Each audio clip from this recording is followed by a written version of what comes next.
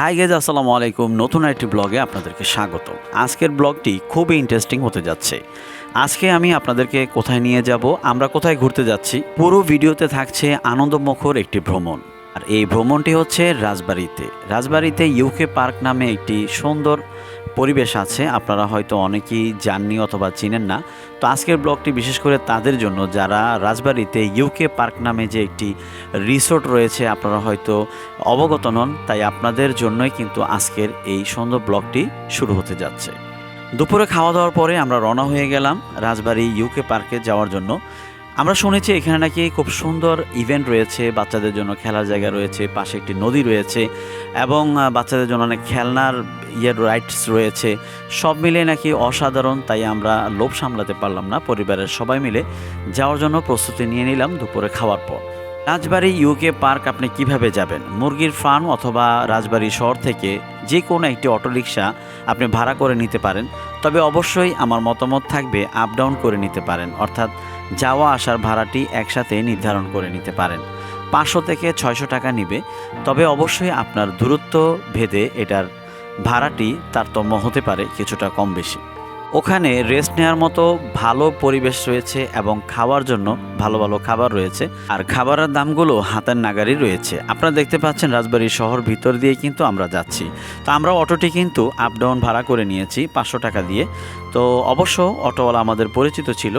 আর রাজবাড়ী হচ্ছে এমন সুন্দর একটি জায়গা, যদি আপনি কখনো না যান আপনি বুঝতে পারবেন না। এটি হচ্ছে রেলগেট, এটির আশেপাশে অনেক বড় বড় মার্কেট রয়েছে, ওষুধের দোকান রয়েছে। আপনি চাইলে রাজবাড়ী শহর থেকে উল্লেখযোগ্য জিনিসগুলো এখান থেকে সংগ্রহ করতে পারেন। আর এখানে কিন্তু রিক্সা রয়েছে, অটো রয়েছে, যে কোনো একটি সাহায্যে আপনি ইউকে পার্কে কিন্তু খুব সহজেই যেতে পারেন। আমরা শুনেছি এই পার্কটি বেশি দিন হয়নি, নদীর পাড়ে এটি স্থাপিত হয়েছে।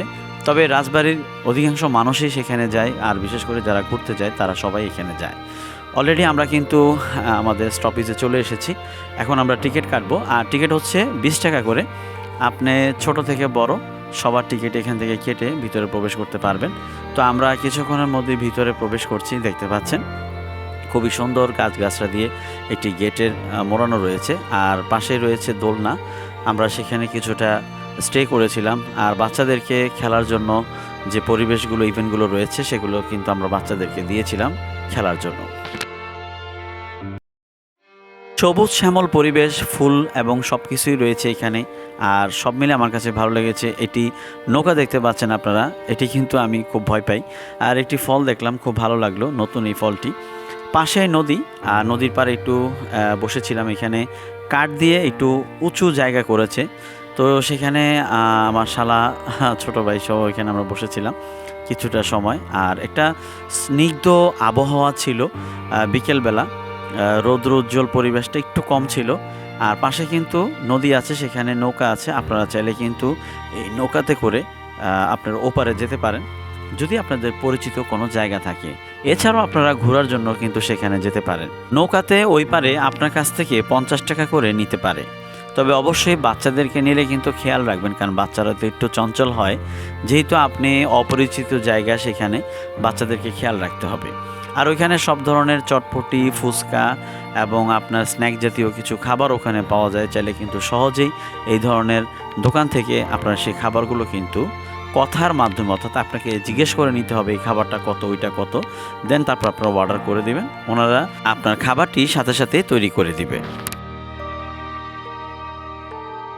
এই যে ভিডিওতে একজন আঙ্কেলকে দেখতে পাচ্ছেন, উনি কিন্তু বাদাম বিক্রি করে। আপনারা যদি যান ওনাকে কিন্তু ওখানে পাবেন, উনি রেগুলারই এখানে বাদাম বিক্রি করে। আর আমাকে উনি বাদামগুলো দিচ্ছিল যে ভাইয়া খাও। আমি বললাম যে না, আমি খাবো না।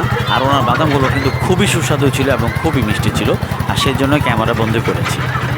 এই যে নৌকা দেখতে পাচ্ছেন, নৌকাতে কিন্তু মানুষ উঠেছে এবং প্রচুর ভয় পাচ্ছিল। আমার কাছে কেন যেন মনে হচ্ছিল নৌকাটি তেমন মজবুত না, অর্থাৎ যে কোনো সময় ভেঙে পড়তে পারে। তো অবশ্যই আপনারা এই ধরনের রাইডসে উঠতে গেলে একটু সাবধানতা অবলম্বন করবেন। আর একটি মেয়ে খুবই ভয় পাচ্ছিল, তো আমি বারবার বলছিলাম যে এটা বন্ধ করো, কারণ বাচ্চাটা হয়তো পড়ে যেতে পারে। কিন্তু দুর্ভাগ্যজনক কেউই আমার কথা শুনছিল না। জাস্ট তারপরও আমি ট্রাই করেছি এটি থামানোর জন্য। তো আপনারা এই ধরনের নৌকায় কিন্তু বিভিন্ন জায়গায় কিন্তু রয়েছে, বিশেষ করে যেখানে আমরা ঘুরতে যাই ওই জায়গাগুলোতে কিন্তু এইগুলো রয়েছে, আপনারা অবশ্যই সাবধানে উঠবেন। আর ইউকে পার্কের লোগোটি আপনারা দেখতে পাচ্ছেন, এখানে কিন্তু পাশে অনেকগুলো দোকান রয়েছে। এখানে দেখতে দেখতে ভিডিওটি শেষ লগ্নে চলে এলাম, আর সব মিলিয়ে আমার কাছে কিন্তু মোটামুটি অনেক ভালো লেগেছে। বিশেষ করে বিকালবেলা বেড়ানোর জন্য সুন্দরী একটি প্লেস। আর বিভিন্ন জায়গা থেকে দেখলাম প্রচুর পরিমাণে মানুষ এসেছে এবং তারা কিন্তু এটা ঘুরে ঘুরে দেখতেছিল। তো যাওয়ার আগে দিয়ে এখানে মোটু শেষবারের মতো বাচ্চারা একটু খেলে নিল। এখানে অনেকগুলো রাইডস রয়েছে, তারা একটু ট্রাই করলো যে কেমন লাগে শেষ বিকেলে। তো এখানে আমাদের প্রায় আজকে ট্যুরটি শেষ পর্যায়ে আমরা চলে এসেছি।